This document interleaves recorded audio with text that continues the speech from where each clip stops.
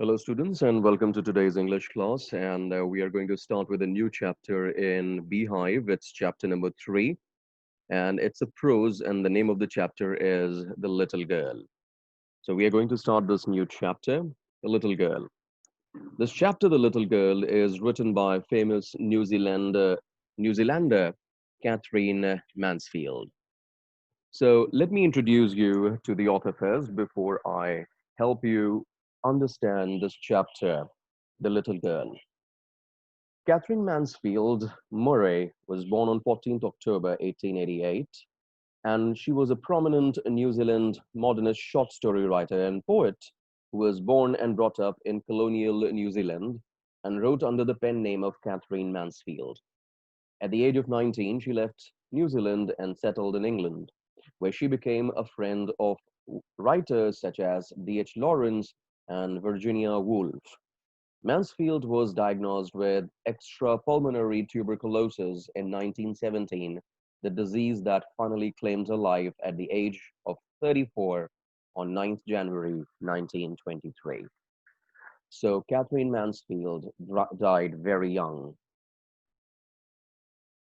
Now I'm going to help you understand the theme of the story. I'll also help you to understand the summary of the story.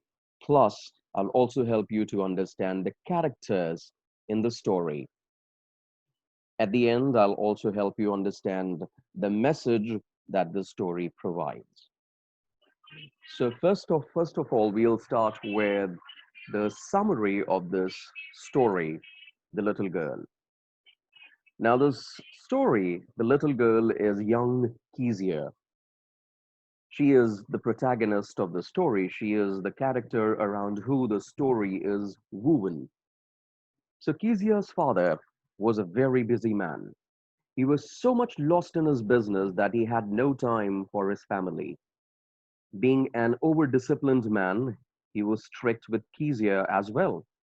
He never had those soft feelings for his little daughter, nor did he pat her for a while.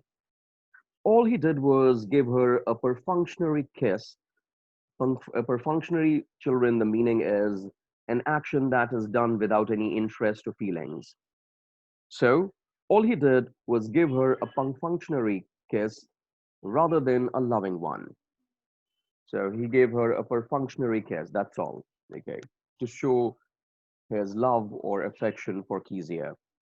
Now, Kezia was able to speak without stuttering, but in her father's presence, she stuttered and had all those speech problems. In an attempt to speak normally in her formidable father's presence, she stuttered a lot. In spite of all, Kezia's father had a loving and a caring heart. The McDonalds who lived next door had an exuberant, lively, playful family. Looking through the vegetable garden wall, Kezia saw the 5 children playing with their father, turning a hose at them and the father tickling the children.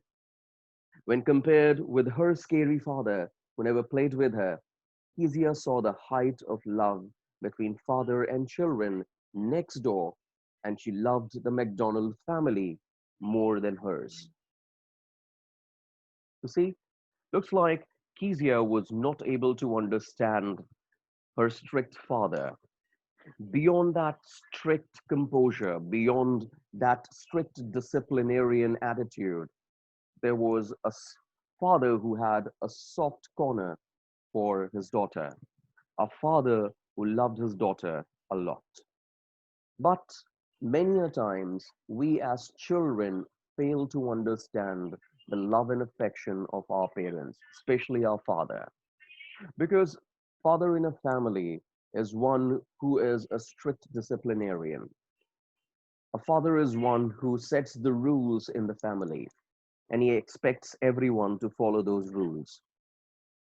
In this story, the central character is Kezia. She was a sensitive little girl. She had great love for her father. It's not that Kezia did not love and like her father. Her pincushion was a token of her love for her father on his birthday. She wanted love and affection from her father. She worked continuously to make this gift. Like an obedient girl, she followed the advice given by her grandmother to make a birthday gift for her father. She always obeyed her mother, whatever she told her to do. She was a truly perfect child. So there was nothing wrong with Kezia. She was obedient and a loving child. Her fear was the result of her father's strict discipline and behavior. However, she never disobeyed him. So this was Kezia for you. Now let's look at Kezia's father, the other main character in the story. Kezia's father was a busy businessman. He was lost in his business. As a result, he had no time for his family. However, he was also a very strict father. He always gave instructions to Kezia. He only wanted her to be a perfect child. He never played with Kezia, but he certainly had love for his daughter. As a man, he also suffered from certain demerits. He never tried to make Kezia obedient, disciplined, and well organized. He only expected her to accept the things as they are and not to question anything. Now, in this sense, he was a dominating father, or should I say, he was also a domineering father. So, looks like that Kezia's father was not able to show his love and affection for Kezia. Rather, he posed a dominating figure. And Kezia was very scared of her father. She was very afraid. And we all know the reason why. Because her father was like a dominating person.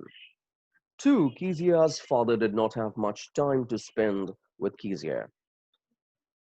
So he expected Kezia to be an obedient child, and she was an obedient child. And Kezia's father also expected that Kezia should be perfect at everything. So this story is about a child's fear for her father, her inability to understand her father's affection, she being scared of her father, she learning an experience a painful way. She gets beaten by her father for something that she has done unknowingly. And finally, she also learns the softness of her father's heart, the caring attitude of her father as the story unfolds. By the time the story ends, Kezia's fear of her father is reduced significantly. She realizes that behind the strong texture of her father, physical appearance of her father, lay a beautiful, loving, and caring heart. And she wonders why all this while she had been scared of her father. So, this is a wonderful story about a daughter father relationship, the misunderstandings that the child has, the misunderstanding that father has, and finally, how Kezia overcomes her fear of her father. So, let us go ahead and understand the story, The Little Girl, which is written by Katherine Mansfield. So, we are going to look at the story. Just wait a moment. Okay, so this is the story that we are going to start with.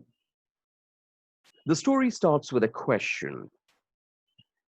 Do you feel you know your parents better now than when you were much younger? Perhaps you now understand the reasons for some of their actions that used to upset you earlier. Children, this is a very common practice in each and every household. You will find that children tend to disagree with their parents. Children tend to feel like a rebel against some of the decisions of their parents. When your parents tell you to study hard, when your parents tell you to act in a particular manner, you feel that they're dominating. You feel that they are into your life too much. You feel as a teenager that they do not give you much space. And then Conflicts arise. You start to get back to your parents on certain issues. You dislike their intruding attitude and behavior. This is something that you do not like at all.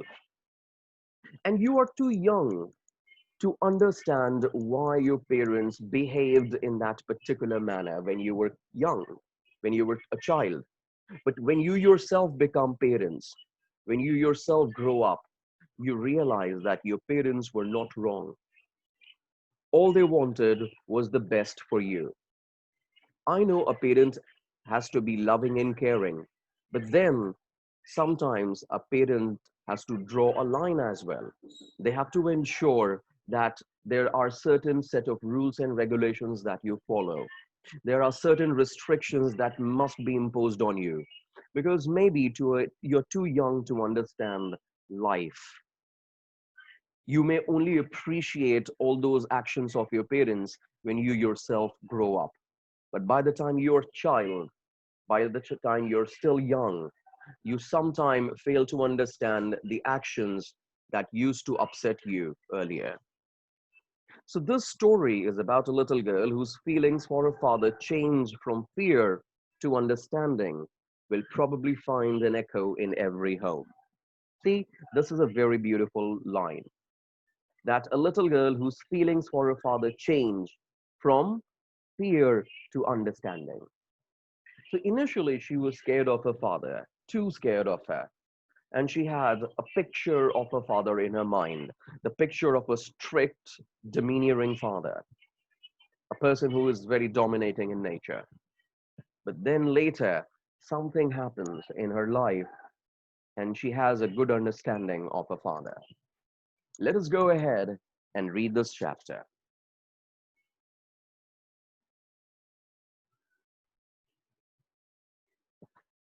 To the little girl, he was a figure to be feared and avoided.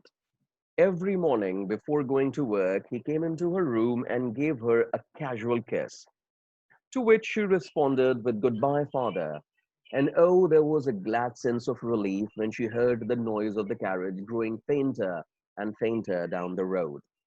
In the evening, when he came home, she stood near the staircase and heard his loud voice in the hall. "Bring my tea into the drawing room. Hasn't the paper come yet? Mother, go and see if my paper's out there, and bring me my slippers."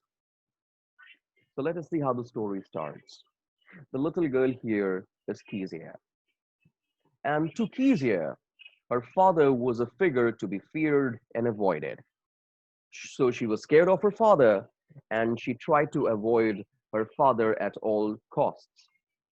Now, every morning when her father left for his work, he would come to her room and give her a perfunctory kiss, a casual kiss, to which Kezia responded with "Goodbye, father." And Kezia was not happy that her father came to her room to give her a goodbye kiss. Rather, she was happy from inside because he was leaving for the day. So the figure that she feared the most in her family would leave for entire day. And she felt a glad sense of relief when she heard the noise of the carriage that took her father away from the house, growing fainter and fainter down the long road. And in the evening, when her father would return, she used to stand near the staircase and hear his loud voice. And his father would speak in the hall. He would rather order everyone. He would ask someone to bring him tea into the drawing room. Then he would inquire if the paper hadn't come yet. And then he would ask his mother to go and see if his paper was out there. And he asked someone to go and bring the slippers. So he was the person who was always ordering in a very loud and a commanding voice.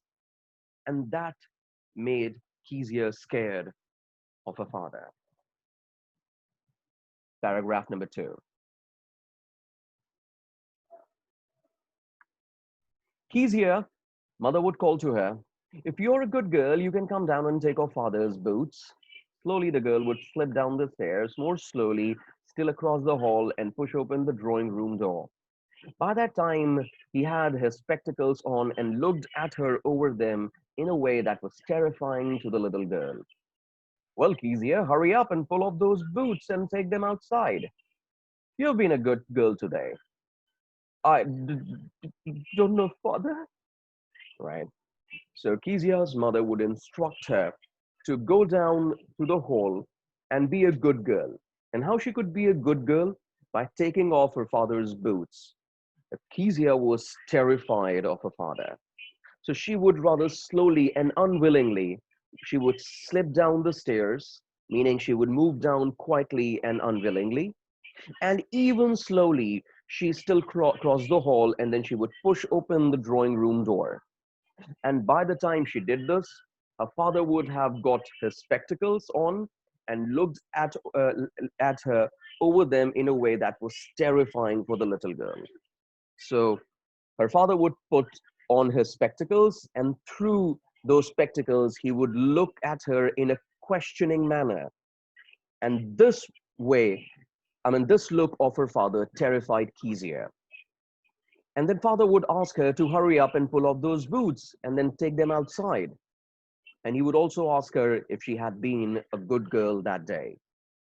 And Kezia, as I've already told you, she started to stutter.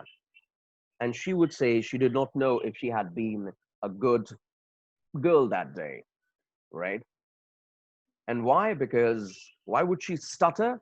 Was she stuttering? Was it her habit? No. She did not stutter in normal circumstances, but when she was in front of her father, she was so terrified deep inside that she started to stutter. And this stuttering is because she feared her father. Her father's presence in front of her was very scary for her. And you don't know, if you stutter like that, mother will have to take you to the doctor. So father would imitate Kezia as if making fun of her, mocking her, and then telling her that if she continued to stutter like that, then to improve, then to kind of take care of her stuttering, mother would have to take Kezia to the doctor so that she's cured of her stuttering. Paragraph number 3.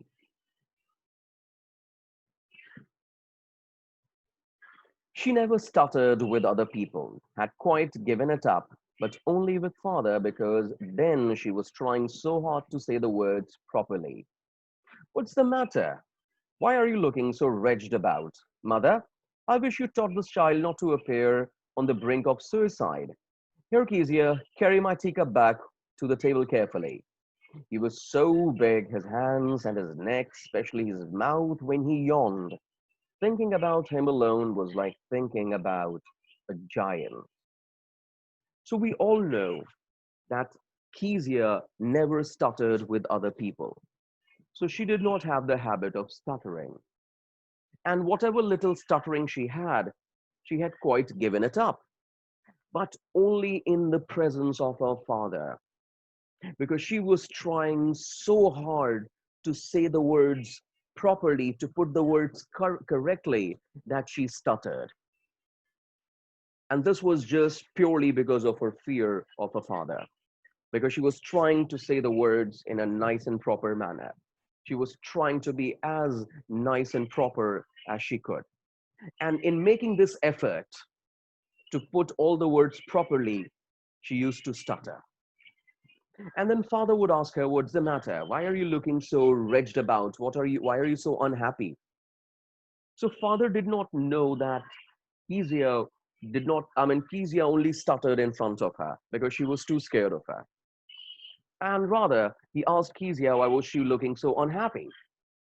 So here, father fails to recognize her daughter, recognize not the physical recognition, recognize the his daughter's situation from inside, that how she feels when she comes face to face with her father. So Kezia's father does not know the feelings of Kezia, that she's so scared in front of her. Rather, she wants, rather he wants her to be perfect. He wants Kezia to be a perfect girl. She's a perfect and obedient girl, but then looks like father's expectations are higher. And he tells Kezia's mother that, uh, I wish you taught this child. I mean, he wished that Kezia was taught not to appear on the brink of suicide, meaning the moment she's looking so dazed and confused as if she is about to commit suicide. And then he gives Kezia the teacup and asks her to keep it on the table carefully. So, what do we see here? We see confusion.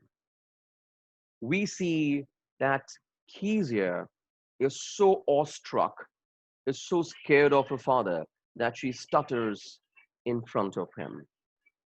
On the other hand, Kezia's father is so dominating, is so strict that he fails to understand the mindset or the mental situation of his child in front of him.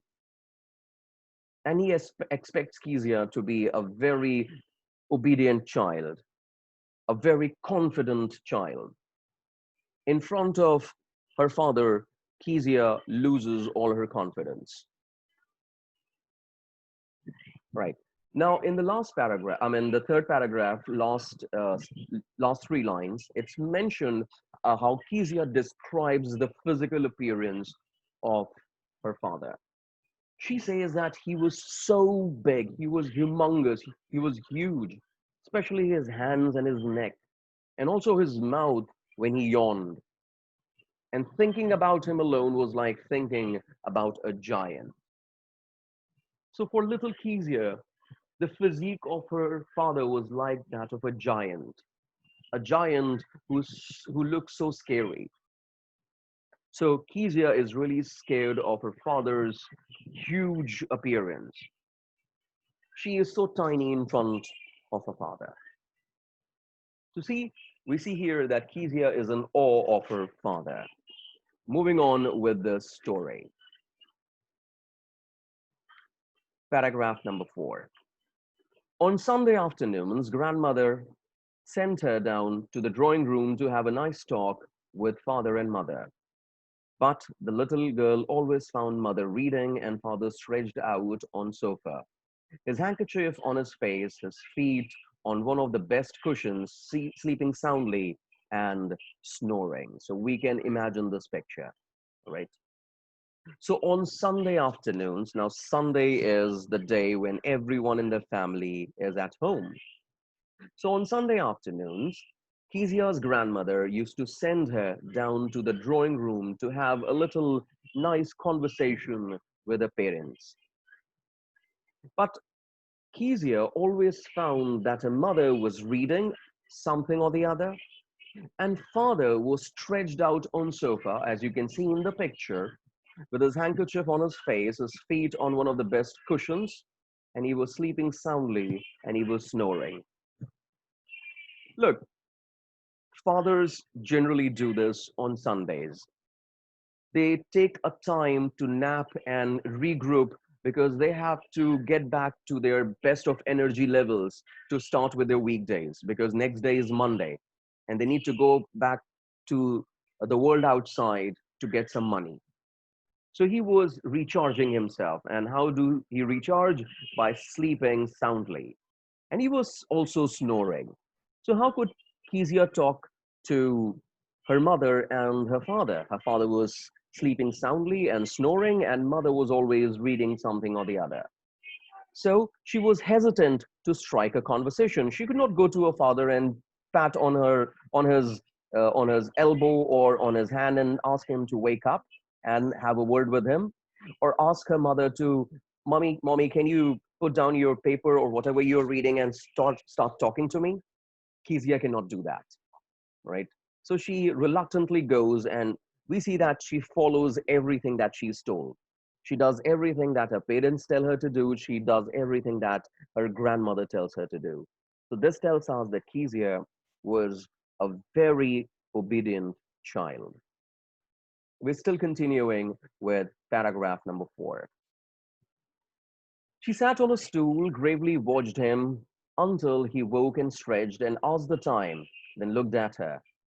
Don't stare so, Kezia. You look like a little brown owl. One day, when she was kept indoors with a cold, her grandmother told her that that father's birthday was next week. and suggested she should make him a pincushion for a gift out of a beautiful piece of yellow silk. So when Kezia went to where her parents were, and she found them that her father was sleeping and her mother was reading something, she simply sat on a stool. She did not return to her grandmother and gravely watched him until he woke and stretched. She would look at her father with a scary look on her face and wait till he woke up and stretched and then ask time. And then father would look at Kezia and he would comment, "Don't stare in this manner at me, Kezia. You look like a little brown owl." And this scared Kezia even more.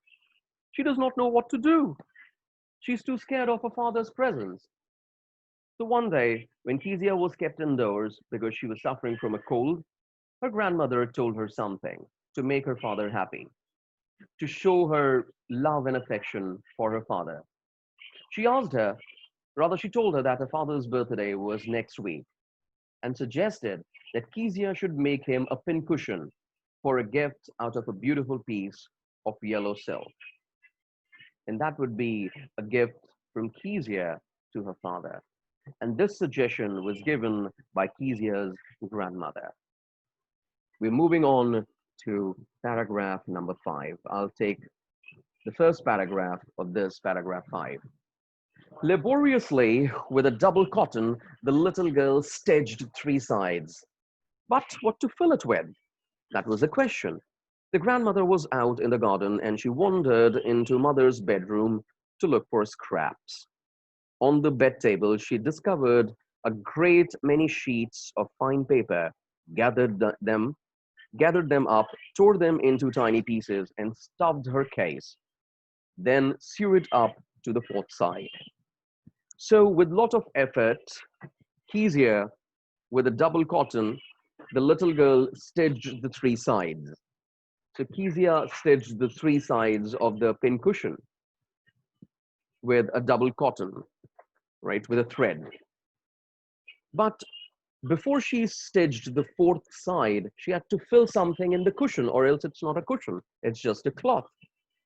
But the question was, what to fill it with? Now she needed help. She wanted a suggestion.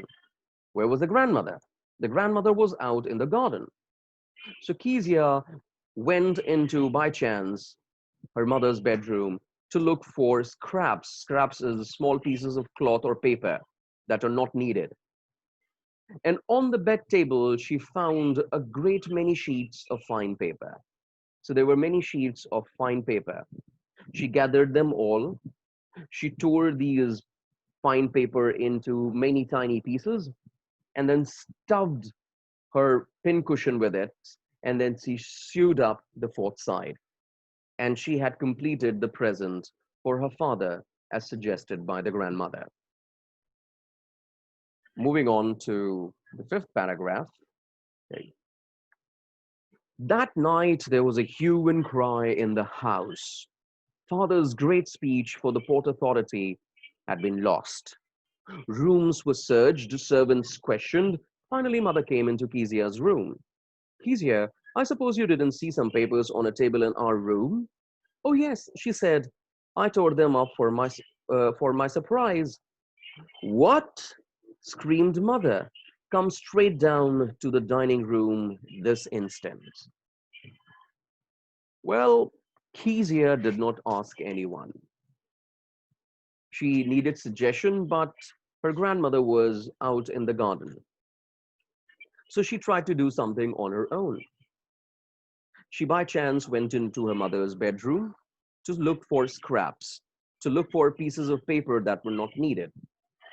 And on the bed table, she found many great sheets of fine paper. Without asking whether these papers were needed or not, she she did it unsuspectingly. She did not do it on purpose. She thought herself that these papers were not of any use. So she assumed that these papers were useless and she tore them into tiny pieces, stuffed that in the pincushion, and then sewed up the fourth side. And she was ready with a surprise gift for her father. Well, that night, there was a lot of angry protest. Her father was very angry about something. And he took the entire house by anger. And there was a lot of hue and cry in in the house. There was a lot of search that was going on. Why? Because Kezia's father's great speech for the Port Authority had been lost. He could not find it. So the rooms were searched. Servants were questioned if they have seen, but they could not find the great speech that father had written for the Port Authority. Finally, just to inquire of Kezia's mother came into her room and asked her if she had seen some papers on a table in their room. And Kezia replied in affirmative. She said, "Yes, I've seen them. And in fact, I have torn them up for my surprise." And that indeed was a big surprise for everyone. Her mother was horrified, and she instructed Kezia to come right away to the dining room where everyone was, including Kezia's father. We're going to stop our learning here of understanding of our chapter here. So what have we learned? We have learned about the protagonist of the story, Kezia. Kezia is a little girl who is in awe of her father. She is very scared of her father. So every time we see at the beginning of the story that when father leaves for work and comes to her room to give her a goodbye kiss, Kezia is pleased not because her father is giving her a goodbye kiss, but because he's leaving for the entire day. So father leaving for work gives Kezia a lot of pleasure because now she will have her freedom. And in the evening, when her father returns, Kezia is terrified of her father's presence because she finds her father ordering and giving instructions to everyone. We also see that Kezia's father does not spend much time with her because he's a busy man. He has to keep the family running, so he does not find time to spend with Kezia. Not only that, on Sundays even, he rather spends time sleeping rather than interacting with Kezia or any other member of the family. And when grandmother tells Kezia to go and have a conversation with her parents, Kezia always found her mother either reading something, and father would always be busy sleeping. So she did not disturb, rather, she would sit on the stool and watch her father. And when her father got up, right, he would comment on her that she's looking like a brown owl. Moreover, father would also comment on her stuttering and always finding Kezia lacking confidence because every time Kezia spoke to her father, she stuttered a lot. And he threatened that he would take Kezia to a doctor if she continues to stutter. And we all know that Kezia stutters only because she's trying to place the words perfectly in front of her father. Now, well, one day Kezia is inside because she is suffering from cold, and that's when her grandmother tells her that the next week is her father's birthday, and that she should make some surprise present for her, like a pincushion out of a fine yellow cloth. Now, poor child, laboriously, because of her love for her father, she makes this pincushion, but she does not know what to stuff it with. And her grandmother is outside in the garden, so she could not go out. So she wanders into her mother's room, where she finds fine sheet of paper lying there on the bed table. She gathers them, tears them up into tiny pieces, stuffs them in her case, and then she sews the fourth side. And then she's ready with the surprise gift for her father on her birthday. That night, little did she realize that what she torn up was her father's great speech for the Port Authority. And when Kezia's mother asked her if she had seen some papers on the table in their room, that's when Kezia tells her that yes, she had. In fact, she tore them up for a surprise. That horrifies Kezia's mother, and she asks her to come to the dining room that very moment. So we are going to stop our class here, and we shall continue with paragraph number 6 in our second session uh, this week. Thank you so much for your time. You all have a great day. Take care. Goodbye. God bless.